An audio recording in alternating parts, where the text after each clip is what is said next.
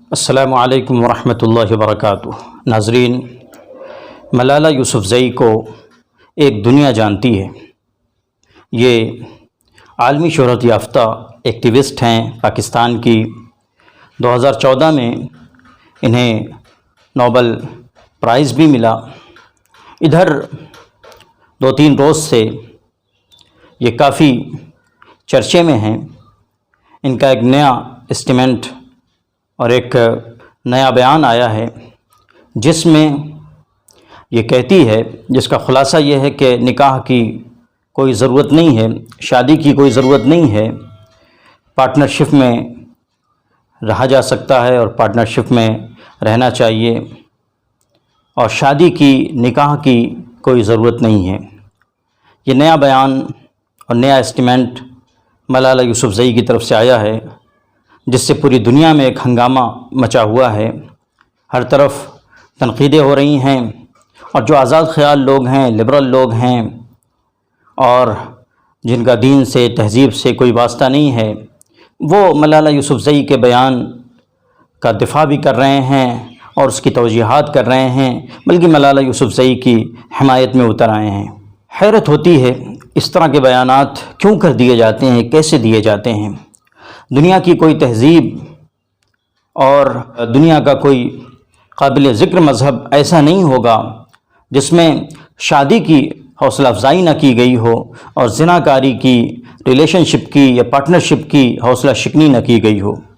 ہر قابل ذکر مذہب بشمول اسلام، جتنے بھی مذاہب ہیں جن کے ماننے والے اچھی خاصی تعداد میں ہیں، وہ شادی میں یقین رکھتے ہیں، اور زنا کاری میں یا شادی کے بغیر مرد و عورت کے تعلق میں بالکل یقین نہیں رکھتے، بلکہ اس کو پوری طرح رد کرتے ہیں۔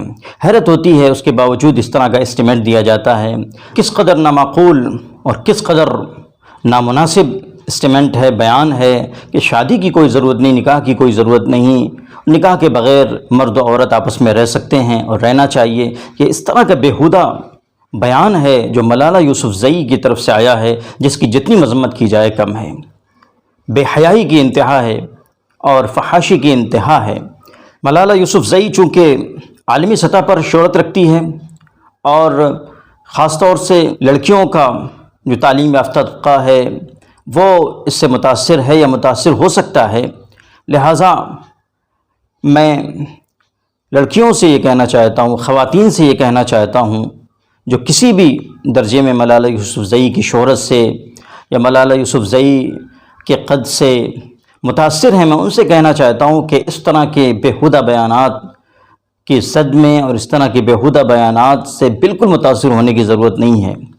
در حقیقت اس طرح کے بیانات دے کر آپ کی پاک دامن زندگی اور پاک صاف اور صاف ستھری زندگی کو داغدار بنانے کی کوشش کی جا رہی ہے۔ آپ کو سماجی حیثیت سے اور آپ کو پوری طرح کھوکھلا کرنے کی کوشش ہوتی ہے۔ لہذا اس طرح کے بیانات میں بطور خاص لڑکیاں، نوجوان تعلیم یافتہ لڑکیاں یا خواتین اس طرح کے بیانات میں بالکل نہ آئیں۔ ملالہ یوسفزئی جن کا مذہب اسلام شو کیا جاتا ہے، اسلام ظاہر کیا جاتا ہے، لیکن بالکل واضح ہے کہ اس اسٹیٹمنٹ کا اسلام سے کوئی تعلق نہیں ہے، مسلمانوں سے کوئی تعلق نہیں ہے، قرآن اور حدیث سے کوئی تعلق نہیں ہے، رسول پاک علیہ الصلوۃ والسلام کی پاک صاف زندگی سے کوئی تعلق نہیں ہے۔ یہ ملالہ یوسفزئی کے بالکل ملحدانہ، بالکل بیہودہ قسم کے خیالات ہیں جس کو اس کے منہ پر مار دینا چاہیے۔ مسلمان ہمیشہ شادی بیاہ میں یقین رکھتے چلے آئے ہیں، اور ان میں یہ یقین مزید پختہ ہوگا۔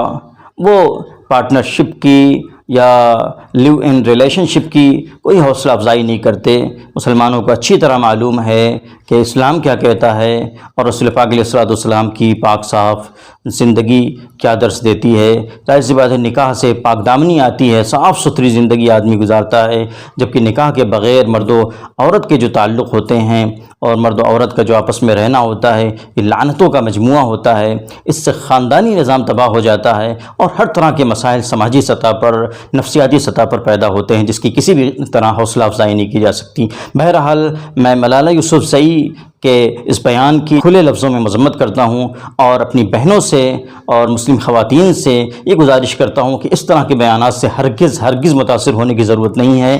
آپ جس زندگی پر جمی ہوئی ہیں، جس پاکیزہ زندگی میں آپ یقین رکھتی ہیں، اسی میں یقین رکھیے، اور اسلام کی زندگی گزاریے اور رسول پاک علیہ الصلوۃ والسلام کا اسوہ ہمارے سامنے ہمیشہ ہونا چاہیے۔ السلام علیکم ورحمۃ اللہ وبرکاتہ۔